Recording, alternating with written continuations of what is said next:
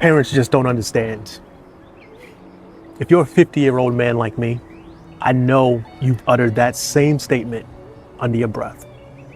And if you happen to have kids, you know they've done the same. So I'm gonna ask you a rhetorical question. Knowing what you know now, would you rather live your life in your father's generation or in your son's generation? I know for me, the clear-cut answer is definitely my father's generation. And I'm gonna stop you right there because I know people are gonna make the statement, seeing who you're seeing on the camera. You're gonna say, that generation had hardships that our son's generations don't have. And yeah, I understand that. I acknowledge that. And that's a conversation for a whole nother day. Maybe some of those things were better, maybe some of those things were worse. But what I'm talking about is just the way you navigate the world now or then. And I'm taking out the middle. I'm taking out us living in the world that we've carved out. I'm saying in the generation that our kids are living in, or the generation our parents lived in. And I think as a man, it would be a lot easier to live in the generation of our fathers, especially having been raised by our fathers and our uncles and our grandparents. That whole persona of masculinity is a thing now that has been so perverted, it feels almost taboo to talk about. And no time in a generation past would that have ever been the case. Being a true man's man, being a person that had that masculine power and energy, that would have been something that you sought out, something you wanted to be, something that if you weren't, you tried to fake it until you make it. You wanted to have that presence and that energy. So that right there is one of the biggest reasons why I don't know if I would ever choose my son's generation or our son's generation over our parents' generation.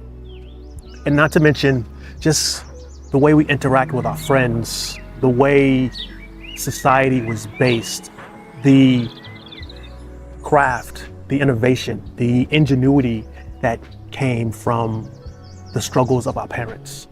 And I know that has to be the case, and I realize it more now because I see the benefits of the generation that we're currently in being, I'm never gonna say completely better, because that's putting it on a value system that is unfair to make. And it's one of those, if you make it, 50 people on this side are gonna say you're wrong, 50 people on this side are gonna say you're right. So it has no place in a discussion like this. I'm just gonna say where I would be most comfortable, where I would be most effective, where I would be able to provide the most value would be in generations of the past. And maybe it's because I don't fully understand the current generation, much the same way that I'm sure our parents didn't understand our generation. And that's the through line here, because that same realization that I'm coming to now, saying I would rather pick my father's generation over my son's generation, I guarantee you sometime along that course of just getting older, our sons are gonna say the same thing about us. They're gonna say, man, these kids nowadays, I have no idea what their life's like, what they're doing. I have no idea about their trends, their culture, their music. All those same things that our father said about us. And the same thing now that I'm saying I would readily, easily choose those things that my father had over all the advantages that my sons have or our sons have. And that's one of those strange things when you think about it, because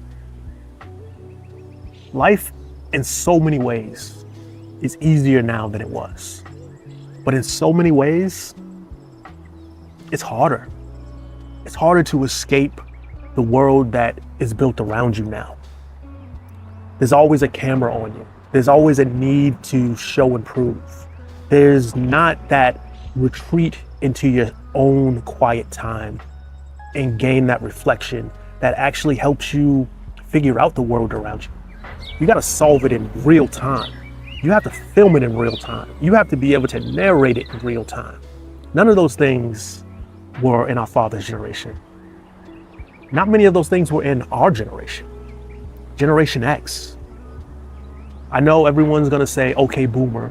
I'm not one of them. I am saying I would rather be a boomer than whatever the generation is now. But it's because I don't know how to navigate the world that is being formed. And maybe that's my shortcoming. Maybe it's not. Maybe it's just the reality. Maybe it's just the way generations stack on one another, and that's how things progress and move forward. Who knows? But the one thing I'm gonna say is, parents just don't understand. And that's a universal truth. That's how I feel now. And that's, I'm sure, how our kids feel. But one day, and probably one day pretty soon, they're gonna be sitting on a porch, drinking a coffee with their dog, having these same conversations. And the clock doesn't stop. It moves forward. And the generations do what the generations do. So yes, I would rather live in my father's generation than have to deal with the pitfalls of our son's generations. But that doesn't mean our son's generation isn't the generation that's going to shape the world in a positive way. I hope it is. I hope it will. And I hope I'm there to see it. I hope I'm there to be part of it when our sons can sit down on the porch with us and say,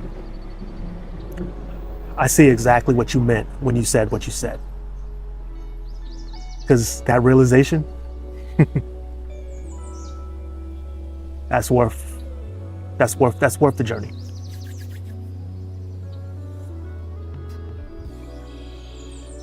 Parents just don't understand.